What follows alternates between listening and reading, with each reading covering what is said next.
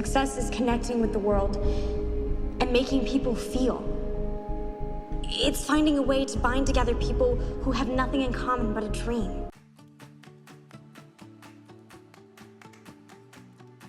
Number 20, Michael Oliver. After being spotted in a Chevron commercial, Michael Oliver landed the titular role in 1990's Problem Child. You see, Mr. Peabody, the child is incorrigible. I'm what? Why you speak English, lady? Oliver's performance as the mean-spirited Junior Healy, who terrorizes his adoptive parents, made him a familiar yet frightening face. He returned the following year for the sequel and made sparse appearances in projects such as Forrest Gump and Drexel's Class. These ants want to get into your pants real bad. But Oliver pretty much vanished from the screen after 1996, following a legal dispute between his momager and Universal Pictures over his Problem Child 2 salary. If you do the work, we might give you a free glass. Okay. Since then, he's opted for a more quiet life, taking a 9-to-5 job in tech support that has admittedly been more fulfilling for him. Good to know he's now solving problems instead of causing them. Number 19, Ross Bagley. In the mid-90s, Ross Bagley enjoyed great success as a child actor on the big and small screen. Baggley first rose to prominence with his screen debut as Buckwheat on The Little Rascals. We got a dollar, we got a dollar, we got a dollar, hey, hey, hey, hey. This led to what is arguably his more popular role to date as Nikki Banks in the NBC sitcom The Fresh Prince of Bel-Air. You running away from home? That's right, I'm out of here. In the same year that the show ended, Baggley reunited with Will Smith in Independence Day. What you been doing out there? Shooting aliens. Oh, you shooting aliens, right? Oh, you think you tough? All right. Although he made a few appearances on the small screen afterwards, Baggley seems to be done with Hollywood. These days, he still resides in Los Angeles, but he now works in the real estate business and DJs occasionally. Number 18, Kay Panabaker. Kay Panabaker was only 14 when she got her breakthrough on the short-lived series Summerland. If you hurt my brother, if you even scratched him! Throughout the rest of the 2000s, Panabaker was booked and busy, landing roles in shows like CSI Crime Scene Investigation and Disney Channel's Phil of the Future. You must be new. I'm Debbie Berwick. What am I supposed to do with that? Well, shake it, silly. She also starred in the 2009 remake of the musical Fame. However, in 2012, Panabaker decided to quit acting. According to the former actress, she lost passion for the job, particularly after a producer on a show she was working on told her to lose some weight. No, look, stop it, okay? Can you just leave me alone? Jenny. Just leave me alone. She returned to school afterwards and bagged a degree in zoology. Panabaker may still work for Disney today, but in a much different capacity, as a zookeeper at Animal Kingdom. Success is joy and freedom and friendship. And success is love. Number 17, Lisa and Louise Burns. The Shining remains one of the scariest horror films Hollywood has ever produced, for a variety of reasons. Chief among them is the Grady twins, played by real-life twin sisters Lisa and Louise Burns. Come play with us, Daddy.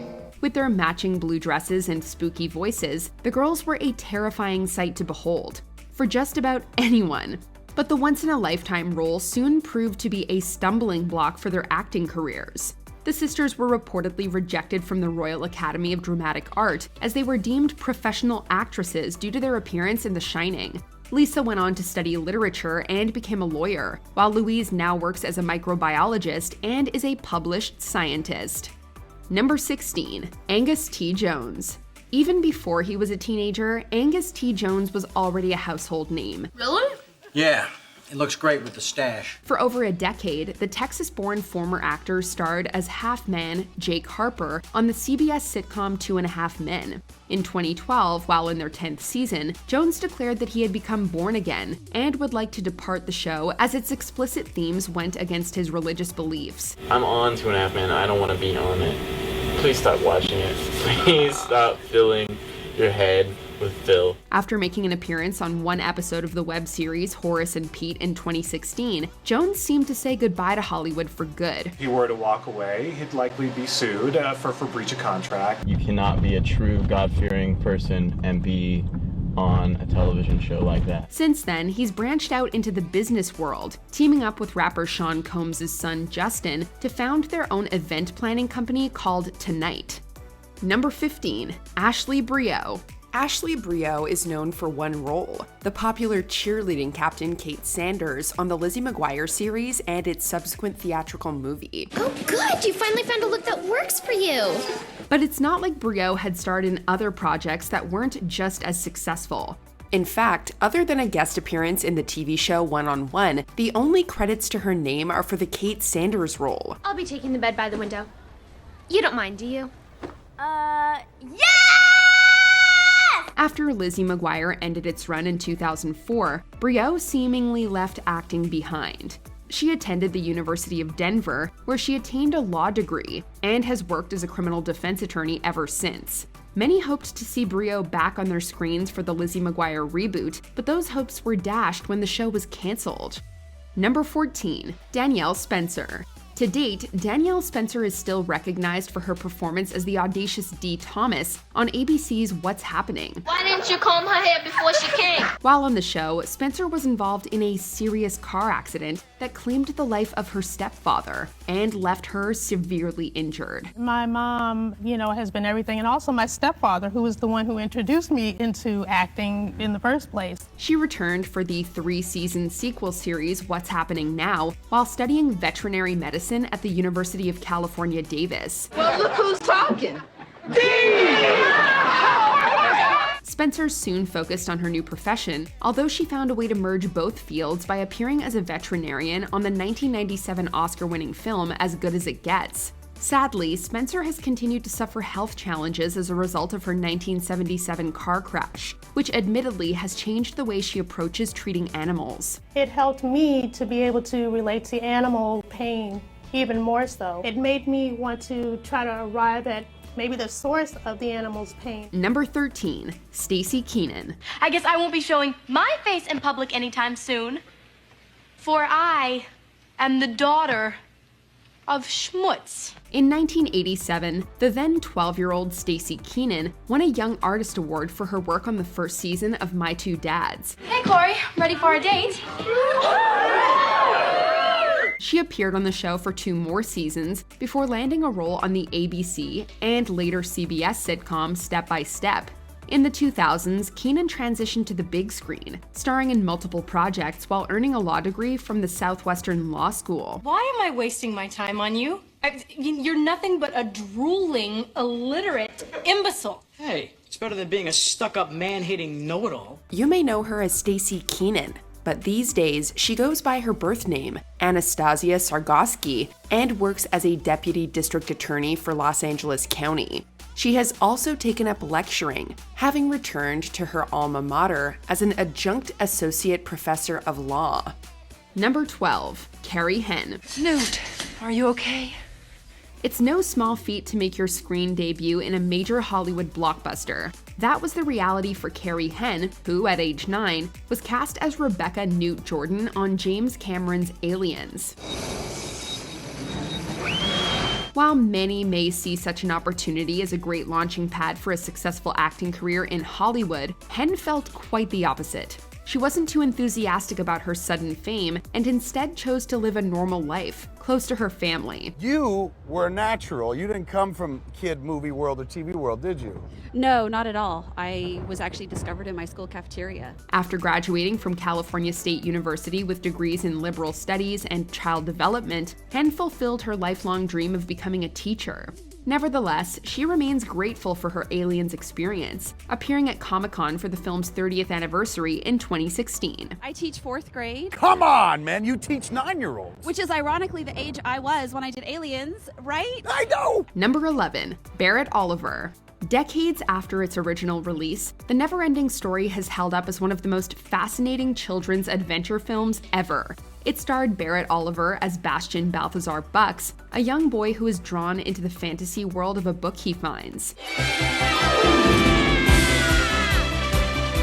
Balcord's even more beautiful than I saw it! The performance shot Oliver to fame and landed him major roles in 80s films like Daryl and Cocoon. By the 90s, Oliver stepped away from the spotlight and has now taken up a career as a photographer and photography historian. You're joking me, right? No. His co-stars from The Neverending Story seem to have followed in his footsteps, with Noah Hathaway becoming a tattoo artist and Tammy Stronach pivoting to professional dancing. Have a little childhood, then if you want to get into the business, start acting, find a good class, get into a theater company, do the work. Number 10, Ross Malinger. Ross Malinger was a prolific actor from age 6. His big break came when he played Tom Hanks' son in the rom-com classic Sleepless in Seattle. You must be Jonah. Hi. There were many more projects from there, including the lead role of TJ in the Disney animated series Recess. Hey there, Bob, Your Majesty, sir. This is, Gus Griswold. I'm a new kid. But Malinger ultimately left the pressures of Hollywood in his early 20s, following in his father's footsteps into sales. He has become a seasoned automotive dealership salesman and manager in the greater Los Angeles area. It's a much less public job than the one he had as a kid. You know what, Dad? We ought to start camping more often. You're right. Camping is good. But Malinger has found his perfect leading role on the show floor. Number 9, Josh Saviano.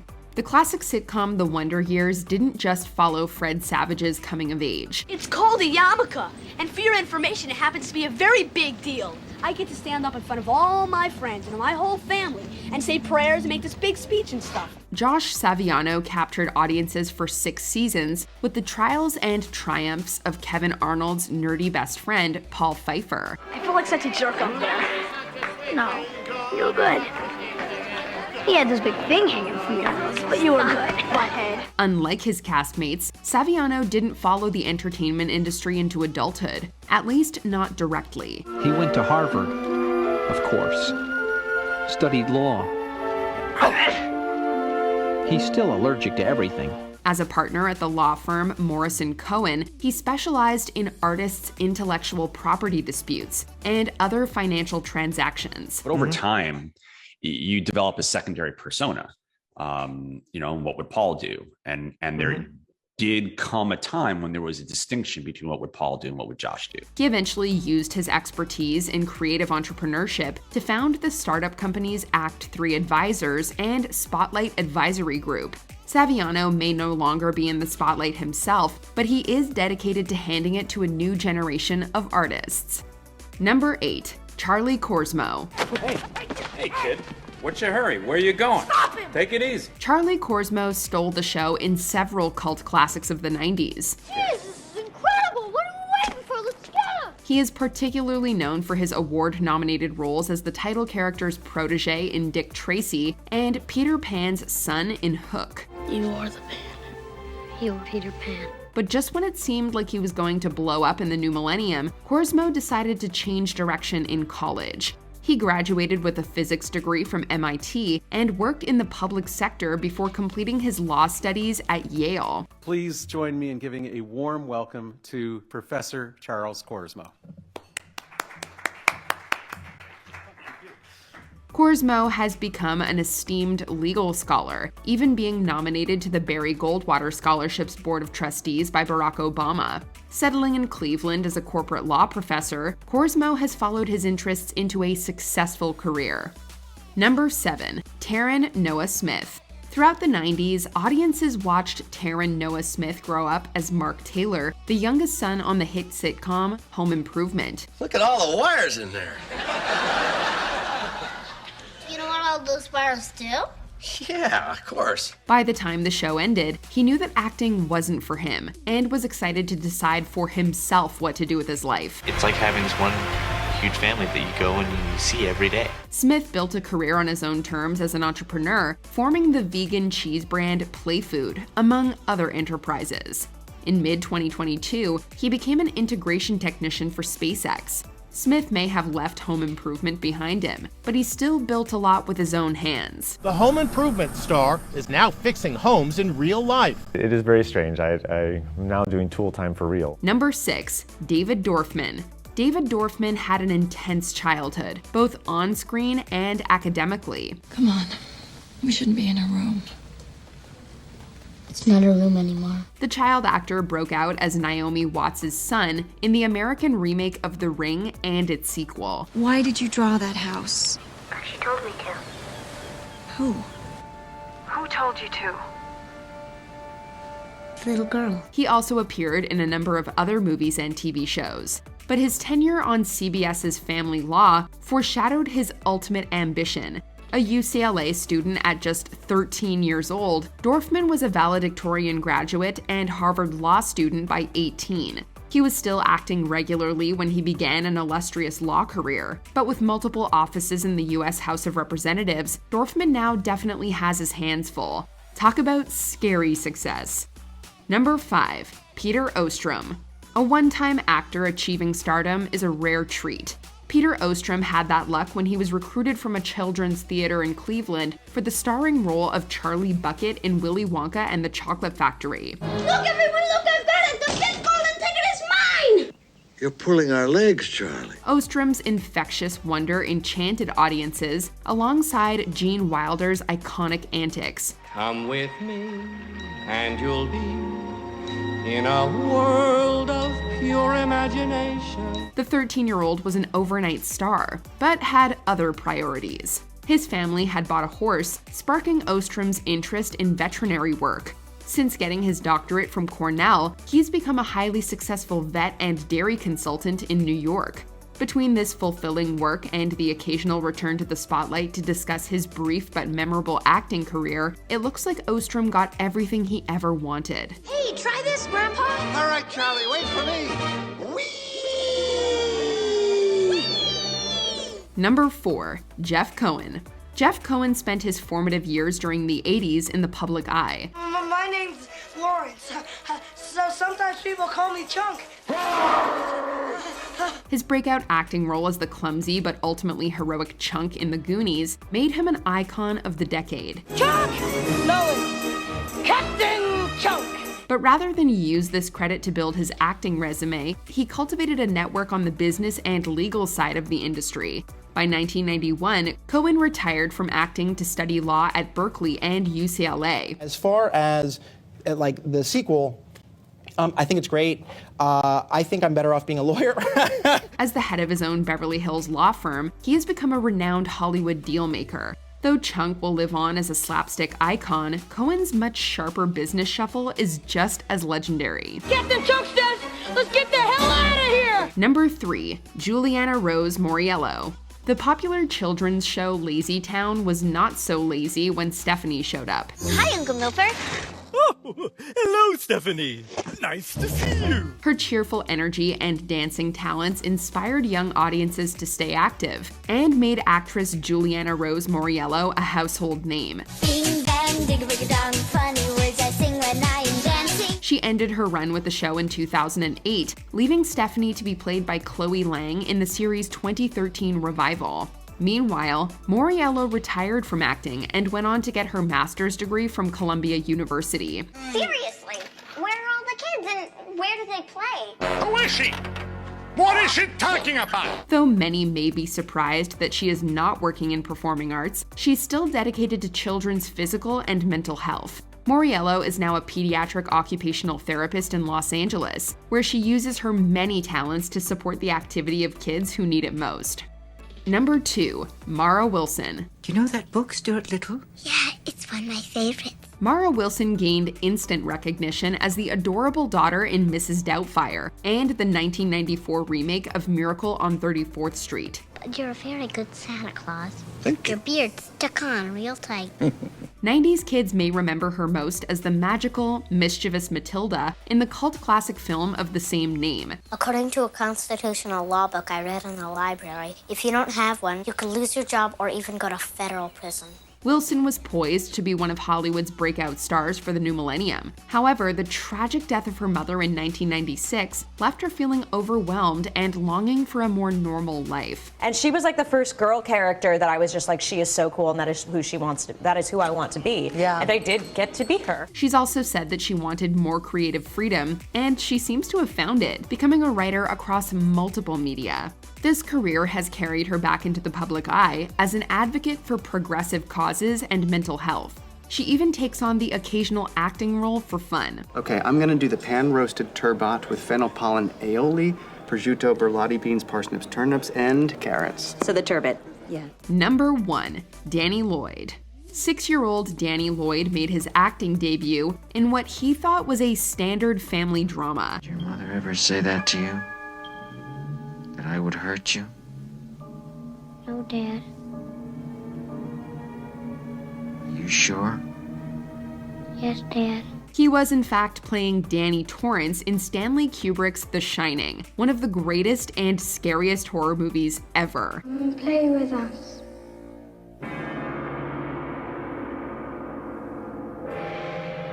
Come and play with us, Danny. Lloyd's performance was praised alongside his veteran castmates, but after his sophomore role in a TV movie about Watergate, he opted for a less public coming of age. Danny's not here, Mrs. Torrance. Lloyd has been a biology professor in Kentucky since 2004, reluctant to share his claim to fame with his students. He's still glad to meet fans of The Shining, though. He even returned to the screen for a cameo in the 2019 sequel, Dr. Sleep. Oh, watch this kid, number 19. That kid is a natural.